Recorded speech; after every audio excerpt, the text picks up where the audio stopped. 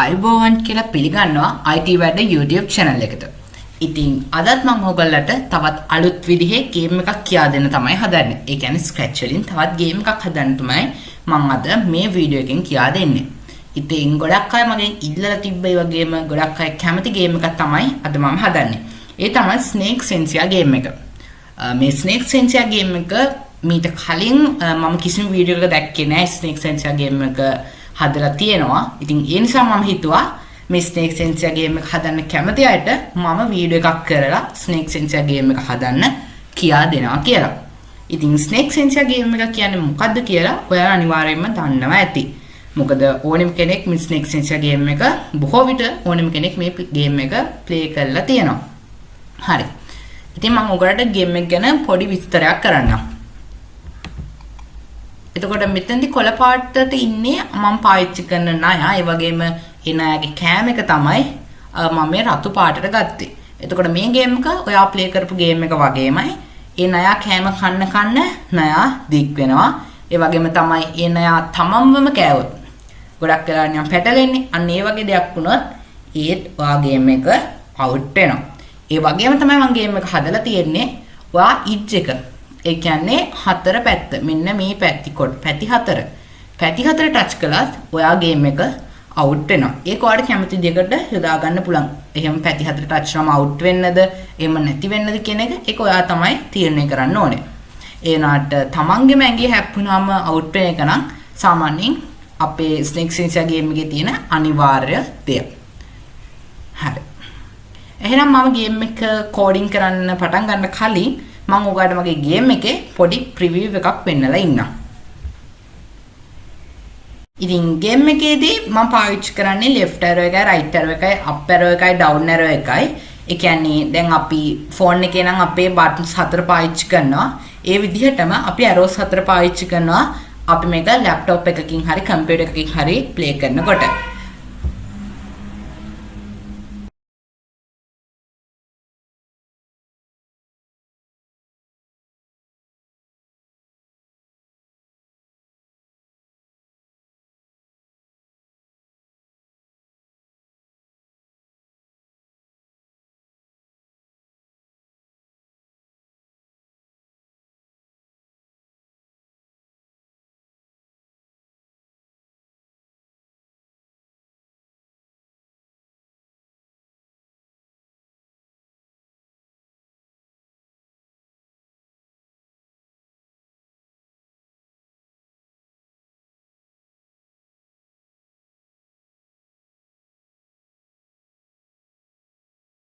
හරි ඔයාලා එහෙනම් දැන් දැක්ක මගේ ගේම් එකේ ප්‍රිවිව් එකක්. ඉතින් මේ විදිහට තමයි අපි අපේ ගේම් එක හදන්නේ. එහෙනම් අපි අපේ ගේම් එක හදන්න පටන් ගමු. මම new එකක් open කරගත්තා. හරි. ඉතින් ගේම් එක හදන්න පටන් ගන්න කලින් ඔයගොල්ලෝ තව පොඩි දෙයක් කියන්න ඕනේ. ගේම් එක තනි එක වීඩියෝ එකකට කරේ නැහැ. මොකද එතකොට ගොඩක් වීඩියෝ එක දික් වෙන හින්දා. ඉතින් ඔයාලා මගේ මේ වීඩියෝ එක බැලුවා නම් මේකෙන් පස්සේ එන අනිත් කොටස් ටිකත් බලන්න අමතක කරන්න එපා.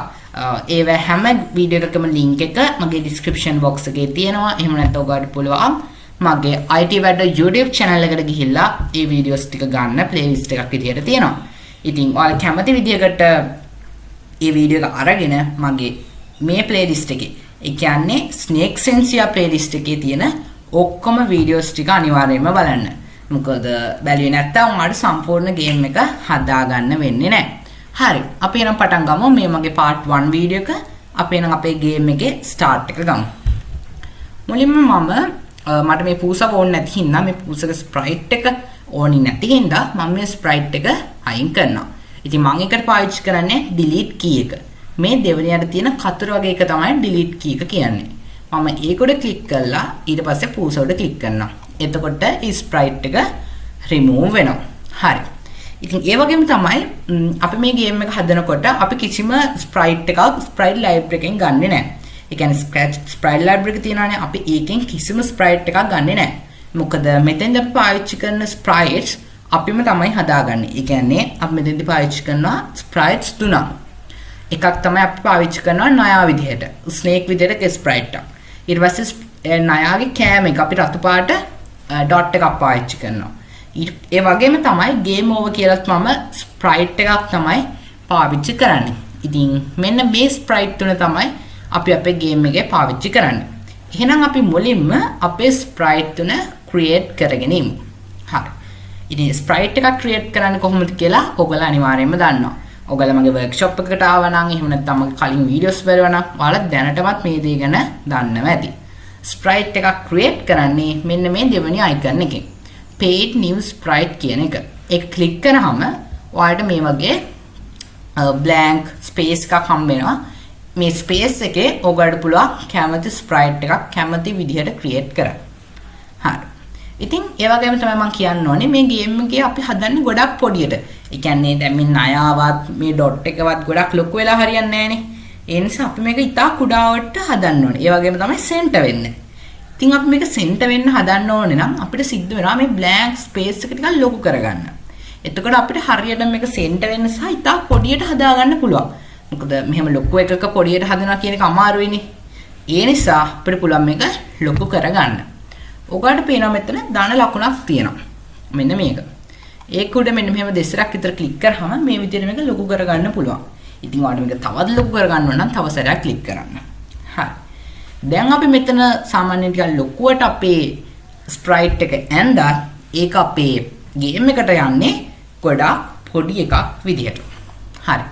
එහෙනම් අපි මුලින්ම අපේ ලේසිම ස්ප්‍රයිට් එක ක්‍රියේට් කරගමු. ඒ තමයි ඩොට් එක. මේ ඩොට් එක ක්‍රියේට් කරගන්නේ රතු පාටි. මම මෙන්න මේ බෝලේ කියන එක සිලෙක්ට් කරනවා. හරි. ඊට පස්සේ මම මේක සිලෙක්ට් කරනවා. ඒ කියන්නේ බෝලේ මැද්දත් ෆිල් වෙලා තියෙන එක. ඊට පස්සේ මම කලර් එක සිලෙක්ට් කරනවා මෙන්න මේ රතු පාට. හරි. දැන් එහෙනම් මම සර්කල් එක ඇඳ ගන්නවා. මම රවුම ඇඳගන්නේ මේ 4 විතරක් යොදාගෙන. ඒ වගේම තමයි ඔයගොල්ලෝ මේ වෙනකොට දන්නවා ඇති අපිට රවුමක් හරියටම රවුම් විදියට අඳින්න ඕන නම් අපි ඒකට පාවිච්චි කරන shift key එක. එතකොට ඒක හරියටම වෘත්තයක් විදියට එනවා. හරි. දැන් ඔයාලට මෙතනින් බලා ගන්න පුළුවන් ඔයගොල්ලෝ ක්‍රියේට් කරපු ස්ප්‍රයිට් එක. ඉතින් මම ස්ප්‍රයිට් එක හරියටම ක්‍රියේට් කරනවා. ඔයගොල්ලන්ට හරියටම ක්‍රියේට් කරන්න බැරි වුණා නම් දැන් ඔයාලට පුළුවන් ඒක delete කරලා එහෙම නැත්නම් ඒක undo කරලා මෙන්න මෙතනින් තමයි undo කරන්නේ. ඒක undo කරලා ආයෙත් සැරයක් මේ විදිහට ක්‍රියේට් කරගන්න. මේ විදිහට තමයි අපේ මේ ස්ප්‍රයිට් එක එන්න ඕනේ.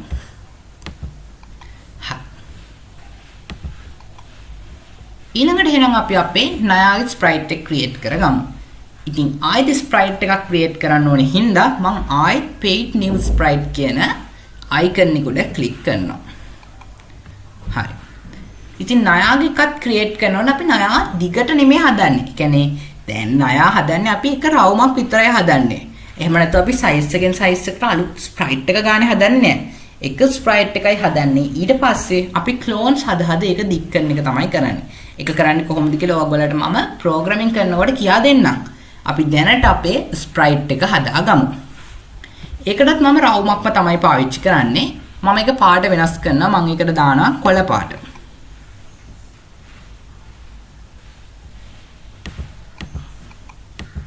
හරි.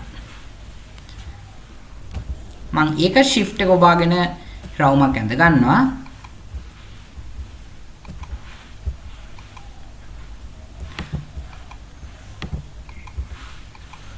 ඒක මම ටිකක් ලොකු කරගන්නවා මොකද මේ ස්ප්‍රයිට් එක අපි කලින් අඳපු රවුමට වඩා ටිකක් ලොකු විය යුතු හින්දා. හරි මම ඊට වඩා ටිකක් ලොකුවට ස්ප්‍රයිට් එක හදාගත්තා. ඊට පස්සේ ඔයගොල්ලෝ අනිවාර්යයෙන්ම කරන්න ඕනි තව එක දෙයක් තියෙනවා.